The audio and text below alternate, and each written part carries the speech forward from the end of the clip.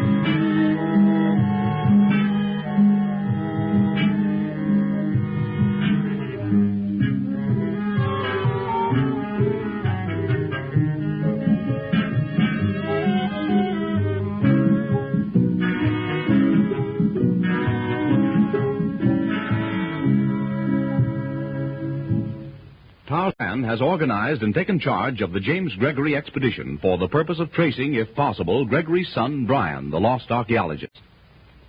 Atan Thome, a suave, highly cultured oriental, believes Tarzan to be the missing scientist. Wolf, a corrupt guide, and Magra, an Eurasian girl, both tools of Thome, have attached themselves to the Gregory party in order to gain possession of a map showing the location of the forbidden city of Ashair, which Thome believes Tarzan has. On a Congo riverboat, the night before the party is due to arrive at Bonga, the starting point of the safari into the jungle, a mysterious message falls at the feet of Darno. It is the following morning. The boat has docked at Bonga. Larson, the sweet hunter, is actively in charge of the unloading of the supplies and equipment.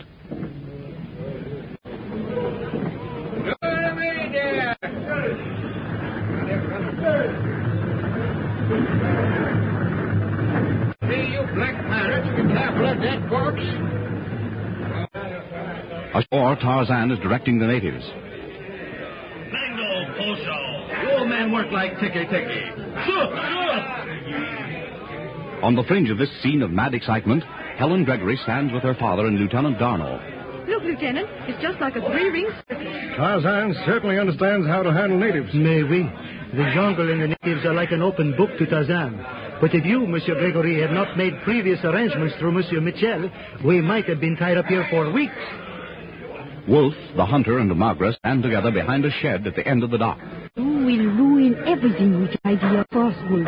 We can only get the map through diplomacy. Diplomacy? Ach, bah. Just leave it to me, Magra. There's only one way, and that is force.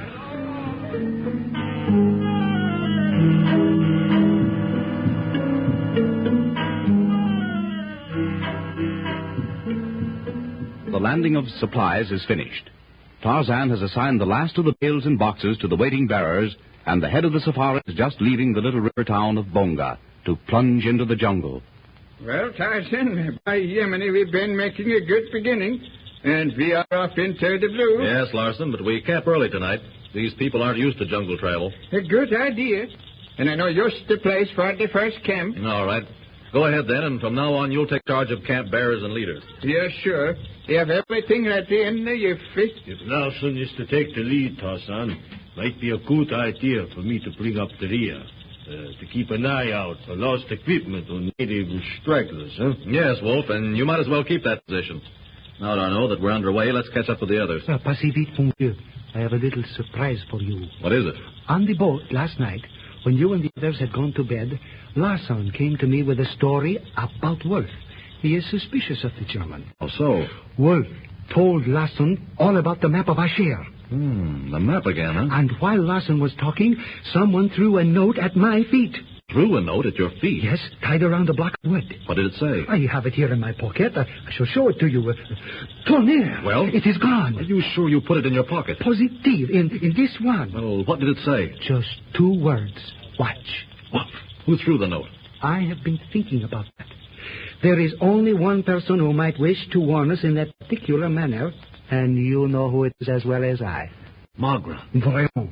and it most certainly corroborates Larsen's story. But why would Magra send the warning that way when she could have told either of us in the morning? I do not know, unless she is afraid of wolves. In that case, D'Arnaud, we'll do as the note says. Watch wolf. Now let's catch the others. Yeah, but you are nervous, mon ami. Is it because of what I have just told you? Oh, no, it's these clothes. They're tight and uncomfortable. I can't move freely in them. But civilization demands that you keep them on, at least until the others have become accustomed to your jungle habits. Civilization. That's why I'm in the jungle again, to get away from your civilization, which breeds such men as Thome, Wolf, and Laltas. Oui, je comprends, Tarzan. But look, Mademoiselle Helene seems to be awaiting us beside the trail there. Why are you lagging behind the others, Mademoiselle? Purposely, Lieutenant D'Arnaud, I wanted to speak to you and Tarzan. What is it, Miss Gregory? Well, it's about Dad. One of the chief reasons for my being here is to look after him. This is all bound to be new to him, you know, and perhaps difficult. I understand. And for that reason, we're traveling only a short distance today. In fact, we shall soon arrive at our first camp, Mademoiselle, which Larsen is already preparing.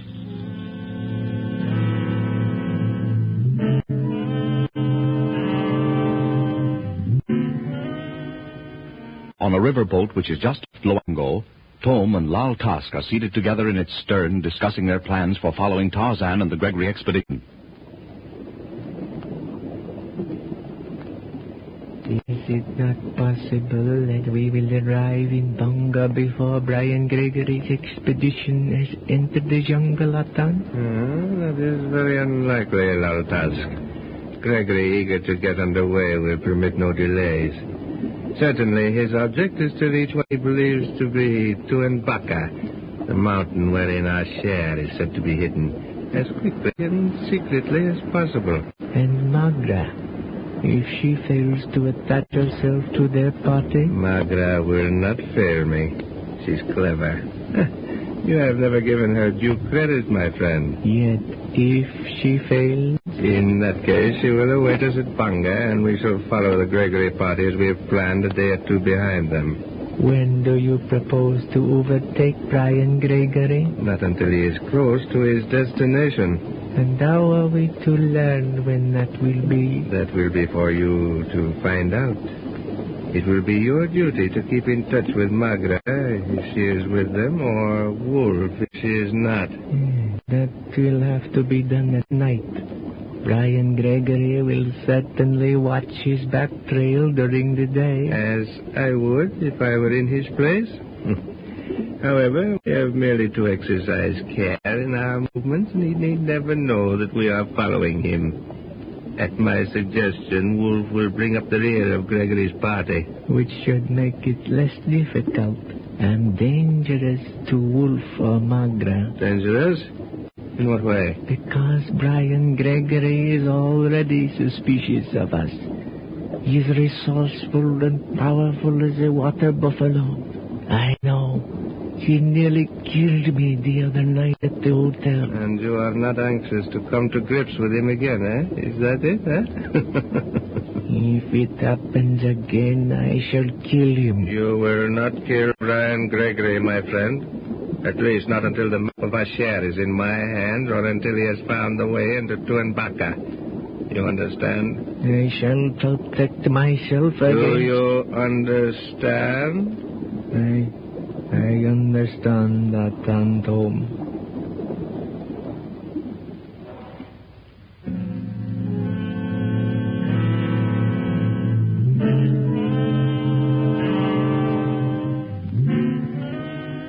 Meanwhile, a few miles above Bonga, the Gregory safari is making its first camp in the African jungle. The soft, velvety blackness of night has crept out of the forest and settled densely about the thorn boma encircling the encampment of whites and blacks. The chatter of monkeys and the commotion of birds dies away, to give place to the wild calls of savage life awakening to the hunt. The Gregory party has gathered about its campfire after supper for a few last moments of talk before turning in for the night. Yemeni, listen to that fella. I bet you he'd been hungry. I've heard that lions or any of the big cats won't bother a man unless they are hungry. But when they sing out like that, I'd rather be up a good high tree. In the Malay jungles, they've seen tigers go up trees. Oh, good heavens. I didn't know lions and tigers could climb trees.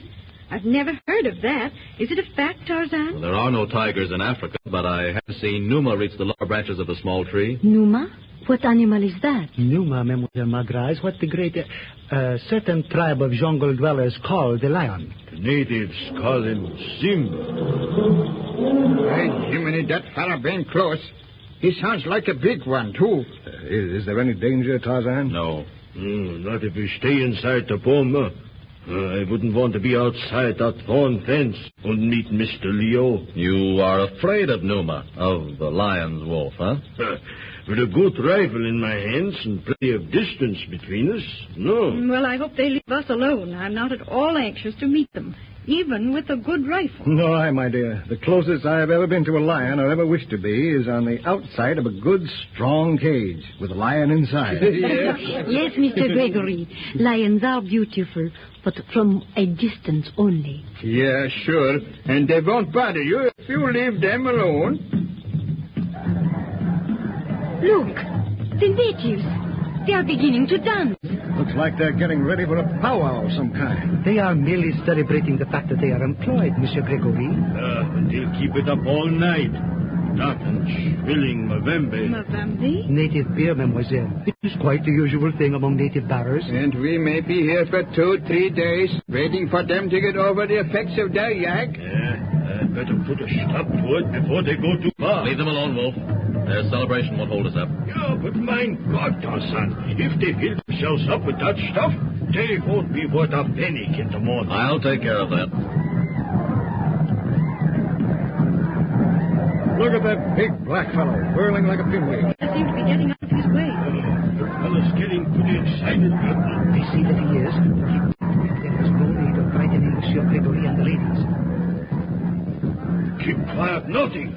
That big boy is going to run amok. He has picked up a spear and is shaking it at us. Tarzan, that fellow is coming straight for our fire. I'm going to plug that boy. Put that gun away, Wolf. Put that gun away. Oh, but Tarzan. Lieutenant, you better get the women out of the way. Put that gun away, Wolf. You two, Larson. Stay where you are, everybody. But Tarzan, you have a weapon. Try these, man. Take this gun. Now, put it away and stand back. Donald, take care of the women. Fliega!